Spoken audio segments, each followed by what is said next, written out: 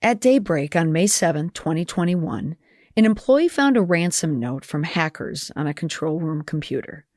By that evening, the company's chief executive officer was in the throes of a crisis. Well, tonight the fuel is moving through the entire Colonial Pipeline, but very slowly. Gasoline is still hard to find from Texas to D.C.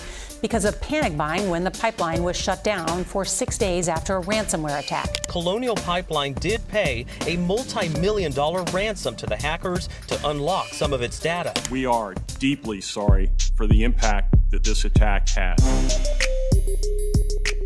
Welcome to the Confident Communications Podcast, helping communicators find the right response at the right time and deliver it in the right place.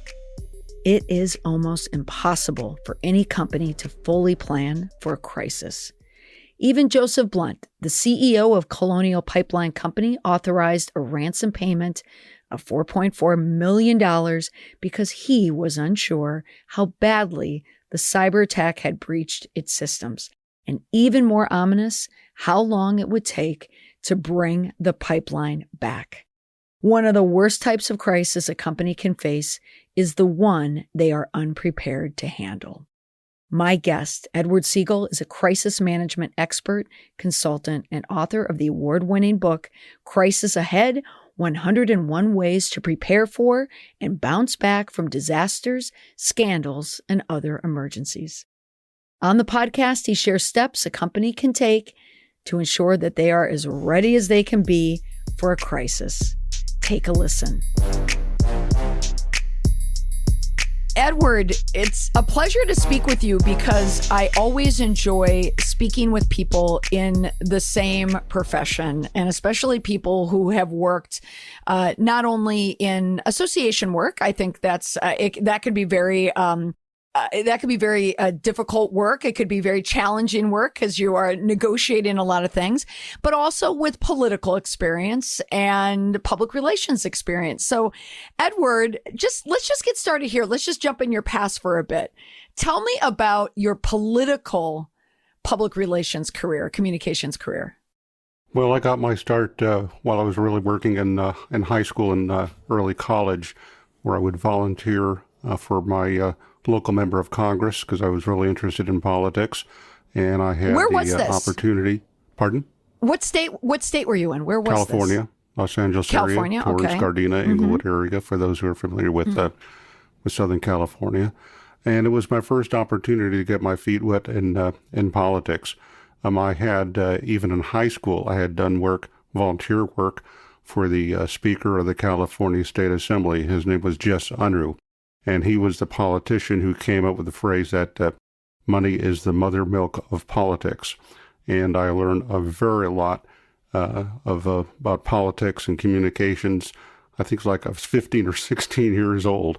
And I literally would work, in the days we would put a PA system on top of a friend's car, and we'd drive up and down the streets. And I would speak into the microphone, praising the virtues of the candidate and urging people to vote. So that was my first foray into politics and political communications. One thing led to another. I did work for other politicians, and I was put on the staff of the local member of Congress as a district representative. That led to one thing or the other. So it's been a very interesting career in politics and great training for my later work in public relations and certainly for crisis management and crisis communications. There's nothing like grassroots communications when you are on the ground to really learn how to communicate effectively, with clarity, and also to get your message across. So, Edward, what would you say from your work back then that still resonates today? Because so much has changed, I assume, with technology. If you were putting a speaker on a car back in the day, when you were communicating, and here we are now in a time of social media and digital media, what still resonates today, all these years later? Well, some things are still, although the technology has changed, the key lessons I learned then are still relevant today. Lesson number one is have a message. Know what that message is. And make sure you're tailoring your message for the right audience.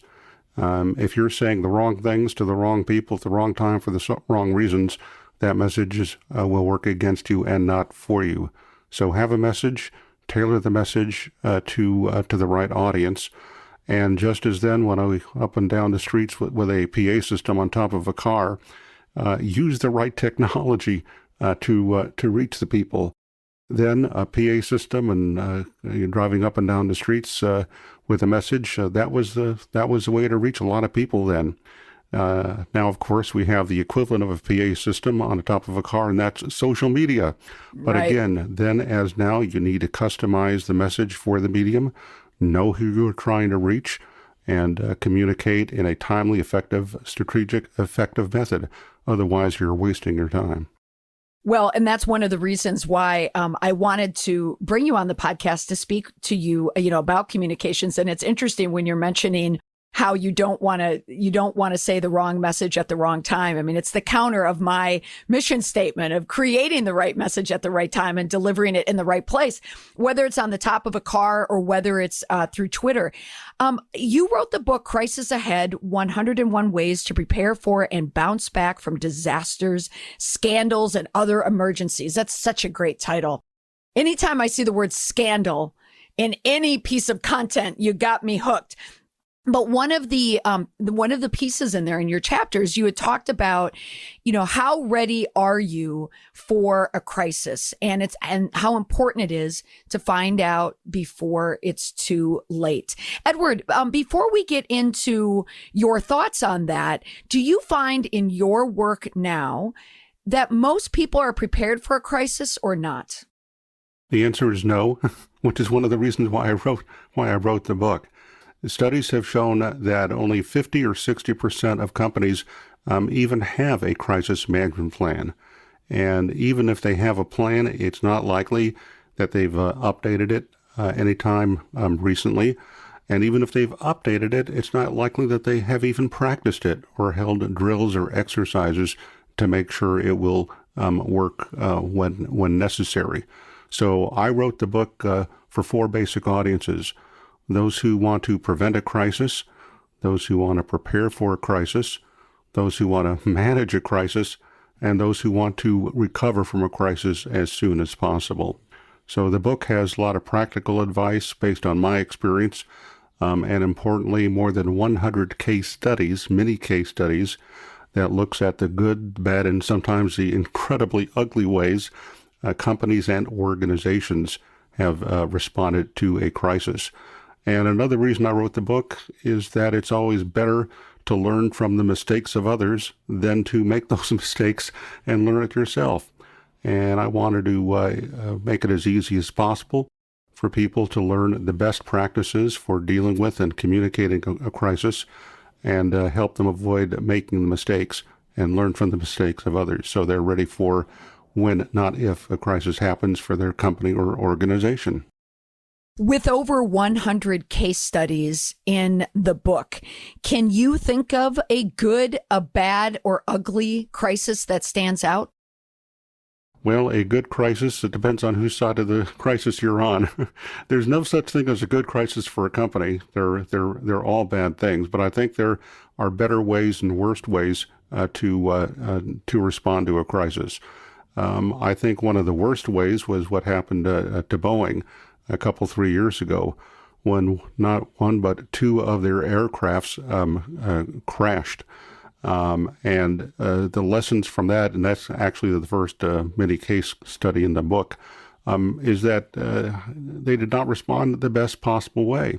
In fact, it took quite a while for them to even apologize for the crash of the second aircraft. When Congress got around to holding hearings into the disaster, many officials actually blamed the pilots for the crash, and this was before a full, thorough, comprehensive investigation had been done into the 2 disasters. As it turns out, Boeing actually knew years ahead of time that there was a problem with the software system that the pilots used to navigate the aircraft. And that blaming the victims is never a good strategy when it comes to managing a crisis. But that's what they, and actually a couple of members of Congress actually did, was to blame the victims. So the lesson is, in any crisis, don't point fingers, don't cast blame, Don't make any assumptions. Wait until all the facts are in before you do anything or say anything. And as soon as you know there is a problem, do something to help prevent it. A lot of crisis situations can actually be prevented if you have an early warning system and some early indication that something might be wrong or something might go wrong. Don't wait for the bad things to happen. Investigate and do what you can to mitigate or prevent the problem from getting any worse. I remember that case. I think anyone who works in our business, of course, remembers the Boeing case. And what stood out to me in that case is when former CEO Dennis Muhlenberg, when he changed course dramatically, you could almost pinpoint the moment that they hired a crisis team to come in. And that's when he created a statement and he placed it on the website and they made a video. They brought in some digital ready crisis firm that said, no, you need to change course quickly and turn it around. Yeah, I agree with you, Edward. So let's then dive into information that you did have in your book, the 10 R's of crisis management. Let's go through this list and describe what the R's are that can ensure that you are ready for any type of a crisis. Well, I've wanted to boil down the advice in the book and make it as easy as possible for people to remember the advice and recommendations in the book. And so that's why I came up with the 10 R's of crisis management. The first R is risk. It's really important to identify the risk triggers that could cause a crisis for your company or organization. Now, of course, some risks such as tornadoes, floods, or other related events might be more likely for your area. Depends where you live in the country or around the world. Other things such as allegations of sexual harassment, lawsuits, and even more increasingly ransom attacks, they are universal and they can happen to anybody at any time.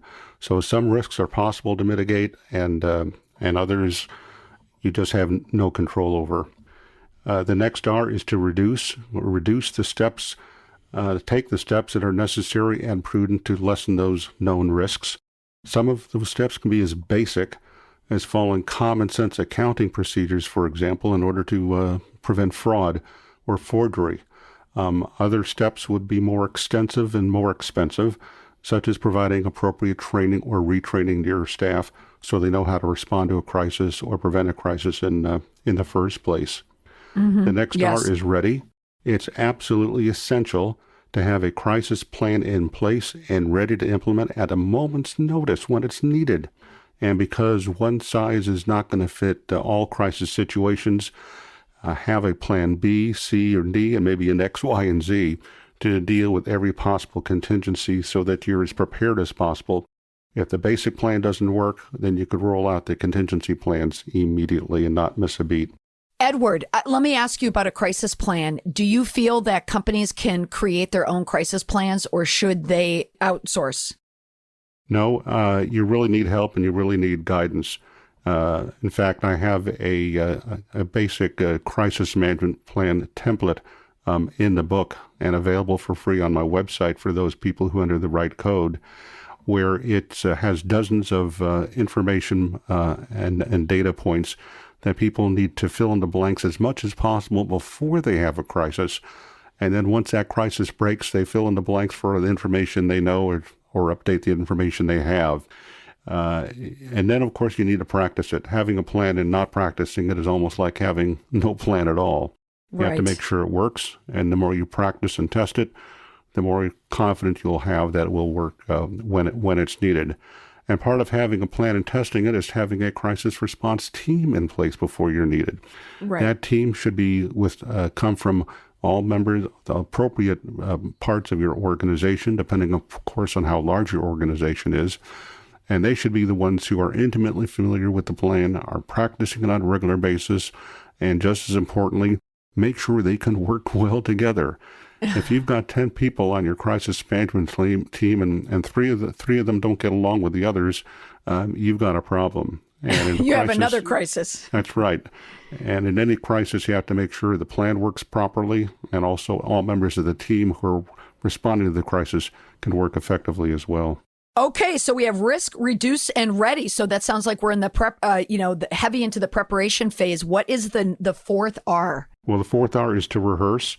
As I just said, you have to practice a plan to make sure it'll work when necessary, that all members of the team can work together. And the more they practice implementing the plan, the more prepared they will be if and when they need it. Okay. All right. Next. Next R is redundancies. Have the backup and contingency plan in case they are required. As I just said, the plan A may not work, so you may need B, C, and D, and X, Y, and Z. And the more plans you have, the more you've tested it, the more confident you'll be that everything will work when necessary, and you won't lose a beat changing plans and adjusting immediately to the crisis at hand. Okay, after redundancies. After redundancies? Yes. Yeah. Have the redundancies. Okay. Ironic, we're being redundant. So what do we have That's after right. redundancy? Well, we need backup. Yes. What's next? Next would be research. Right. Get all Okay. the information you can about your crisis, including details about what happened, is happening now, or that you expect to happen. Knowing the who, the what, the when, the where, the why, and the how of any situation is critical before you can respond, and not a scattershot way, but strategically, effectively, and efficiently. Now, of course, in any crisis, you're not likely to know everything at the same time. Some information about the crisis might be more readily available than others, but update your plan, and the more you know, fill in the blanks so you're prepared. And facts change, so make sure that everything is updated with the latest available information. The next R is to react. Know in advance what will trigger your crisis plan and who in your organization has the authority to activate it and respond accordingly. Now, of course, different crises are possible, so you have to know what trigger is going to cause you to implement each one of those crisis situations, response situations, and which one of your plans you're going to implement. And again, it comes back to practicing. Practice reacting to your worst case scenarios. And the more you practice, the more comfortable you are, the more likely it is that when you implement the plan, it'll go smoothly and effectively. Edward, can I ask you a question? You mentioned worst case scenarios. Do you ever work with your clients to find the not so worst case scenarios? Because any crisis is a crisis, as you said, but do you have them uncover some of the smaller issues that could turn into a larger significant crisis? Yes. Part of what I do is to get to know the client as much as possible, to have the conversation. They are intimately, of course, with their organization, and they have often had a bad experience or problems or internal situations that they will share with me. And we just talk about, from the day-to-day things, what are the things that happen? How does your organization run? What are the little things that you think have happened in the past that might have caused a problem? Of course, I am the former CEO of 2 trade associations myself. So I have firsthand experience about what can happen with an organization from a management perspective. Sometimes I have these heart-to-heart conversations with members of the board or the CEOs or senior members of the staff. And it's always a good conversation to have. And we talk about the little things that might happen that could go wrong and the big things that could happen and cause even more of a crisis for the organization. So those conversations, getting to know the client, their business, it's absolutely essential so I can do a better job of advising and counseling them. Oh, good. And certainly, being a CEO, and you were were you at the Real Estate Association? I was two realtor associations, the Marin County Association Realtors in Northern California, about an hour's north of San Francisco. And then for a couple of years, I was a CEO of the Greater Los Angeles Association of Realtors.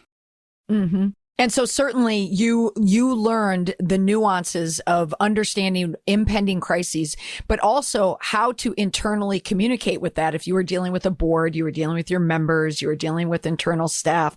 So as a CEO, I think it's a proving ground for being a good communicator. I find CEOs sometimes are the best communicators out there.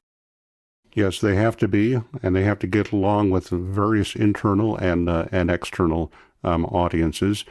I think I had a board of directors that I think was 15 or 16 people. They were all volunteers, and dealing with volunteers is its own art form because they don't get paid for their work. It's very great. So many organizations have people who are willing to step up and volunteer their time and their expertise. But you have to know how to deal with volunteers, and you have to know how to deal with your staff. And that's another skill set. And of course, depending upon the size of your organization, you might have hundreds, or in my case, thousands of people who are paying their dues to be members of the organization. So you have to give value for your dues-paying members and be very sensitive to the issues and problems that they're going through and the crisis situations that they may have that could affect their organization, or the crisis that the organization is having and how it affects their members. And the common thread in all of this is communications. You have to reach out the best possible way to communicate to the people who are being affected or might be affected. You have to keep them posted about the progress in dealing with the crisis. And importantly, after the crisis is over, you have to assure them what you did and the steps that you've taken, and how that will help prevent the crisis from happening again.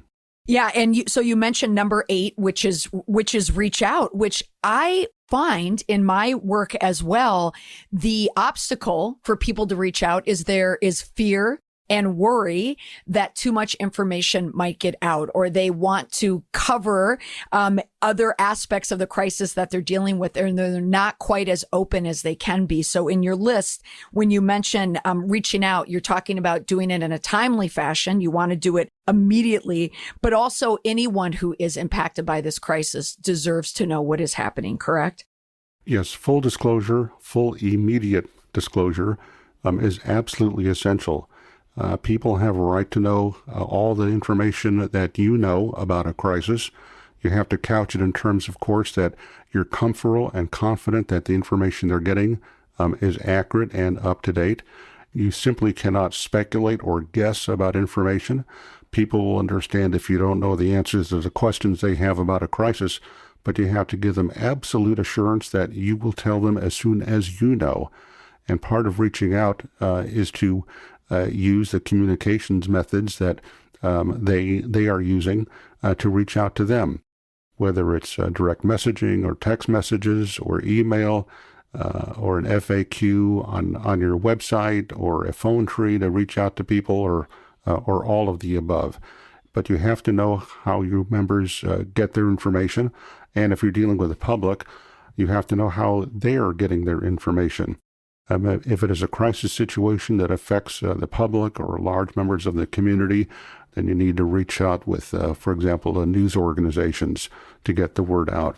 There might be some community or neighborhood blogs that people use in their community to keep up on what's happening. But you should know all of this ahead of time, and that's part of having an effective crisis communications plan. That plan should have baked into it information about how to reach people, the contact information, the websites, the passwords, everything you need immediately to reach out and keep people informed about the crisis and update them as necessary as the crisis unfolds. And then after the crisis ends, be very honest with them about what caused the crisis and the steps you're taking to help ensure the crisis is not repeated. Edward, let me ask you, before you reveal the final 2 R's in your list, you've been in this business for quite some time. You've just been in the business of leading and communicating. I have for a number of decades as well. What would you say in terms of this idea of disclosure and revealing information? Like, even working in Washington, D.C. in the early 90s, I remember a time where people could be closer to the vest with the information. They didn't have to reveal as much because we didn't have the communication and technology that would kind of force our hands. Have you noticed a big change in the understanding that people need to be more forthright, quicker than a number of decades ago where you could get away with revealing less? Oh yeah, no question. And I think one of the reasons for the change is that it's so much easier for people to find out what's happening, or right. even or worse, to try to guess. And that's another important reason why you should always disclose what you know as soon as you know it. If you don't tell people what they should know or might guess or get from other sources, you can actually put yourself in a worse situation and being perceived as covering up or lying, hiding the truth. And the more it looks like you're not being honest and forthright with the people, the worse you are going to look. I call it, the crisis management rule of holes. Whenever you find yourself in a hole, stop digging. Digging. Yes. And get out. And too often when people aren't being forthright and honest with people about a crisis, they keep digging and digging themselves into that hole. Mm-hmm. And they get out of it. But then, of course, there's what I call the second rule of holes for crisis management. And that's after you get out of the first hole, don't dig yourself into another hole or fall into it again. And too often people will just, get out of one hole and dig themselves another. So it's really important, and that's why reaching out, being honest and communicating effectively and forthright, full public disclosure, tell people what you know, how you know it, and keep them posted at every step of the way. That will rub off in a good way. You'll be perceived as credible, honest with the public. And if there's any silver lining to a crisis, it's that if you handle it the right way, your image and your reputation will improve. If you screw up or try to hide things, you're just making things worse for you and your company or your organization. I'll extend your metaphor. Your whole metaphor is if you do dig a hole, what will happen? And if you keep lying and covering, the public will dump the dirt back on you and bury you alive, and you will never recover and escape the hole. All right. Speaking of the last 2 points, number 9, talk about the recovery. Number 9, the 9th R, recover. Know how you would bounce back from a crisis. From my perspective, planning your recovery from a disaster or a scandal or emergency is just as important as planning your response to it. You need to get back to normal operations as quickly as possible, and a recovery plan will help you to just that. But you should have a definite, specific recovery plan. You need to know the criteria, the goals, the milestones, the timelines that are necessary in order to get back to where you want to be in a planned, coordinated, and logical manner. You need to approach the crisis carefully and strategically, and you need to treat your recovery the same way. And the 10th R is remember. Keep in mind the experiences of others who have already gone through a crisis. What can you do to repeat their success and avoid their mistakes? There is no need to reinvent the wheel when it comes to the best ways to, respond, manage, and recover from a crisis. And that's another reason I wrote the book. There are plenty from lessons that you can learn from that I cover in my book. If you pay close attention to news reports and case studies about how well or sometimes how poorly others have managed their own crisis situations, if you were in their shoes, what would you have done? And by doing this game, role-playing and gaming for what other people are doing for their crisis, that's another way to help keep you at the top of your own game and to practice your crisis management skills. And frankly, that's another reason I enjoy writing my stories that I cover for Forbes.com. I write lately almost on a daily basis crisis situations of people and organizations in the news, how well or poorly they are responding to that crisis, and what you can learn from their successes or failures. So if you take these 10 R's to heart, from risk to remember, you can do a great job of being as prepared as you can for a crisis, to prepare for it, prevent it, manage, and to recover it as soon as possible. Edward, thank you for sharing your list and reminding people, there's another R I'll add to your list, that all businesses, all organizations are vulnerable to a crisis. Even if you plan, you're still vulnerable to a crisis. But if you have a plan in place and if you follow a list like these 10 R's, you can mitigate a crisis. You can, and if something still happens, you can lessen the damage from it. You are correct. On Forbes, you are prolific with your writing, in the strategy, leadership tips and ideas that you share. And I like how you write around current events, this rip from the headlines, crisis strategies around that. So where would people normally find that? Is it on Forbes.com? Yeah, they go to Forbes.com, and Forbes has various newsletters and categories. You click on leadership and scroll down to leadership strategy, or just go to the main Forbes page and you can click in my name, and my page will show up right away. And, speaking of organizations in the news, people might remember just the recent crisis with Colonial Pipeline. And they did a good and sometimes not a good job following my 10 R's. As soon as the crisis happened and they knew they had been hacked, the company quickly, within a matter of minutes, shut down more than 5,000 miles of pipelines. So they did a great job of responding immediately, but they did not do such a good job of reducing the risks. It came out in the news coverage afterwards that the company spends $40 million every year on cybersecurity. Mm-hmm. That's the good news. The bad news is that they had no crisis plan to deal with a ransomware attack, and that's exactly what happened to them.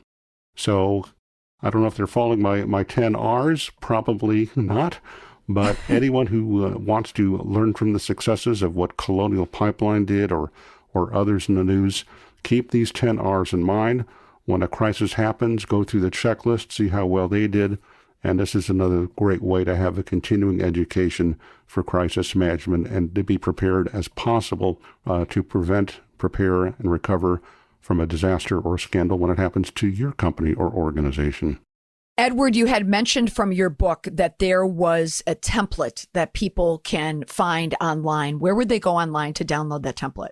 Well, they can go online to my website at publicrelations.com.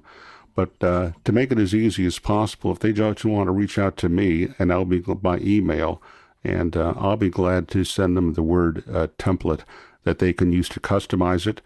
It's a great way to prepare.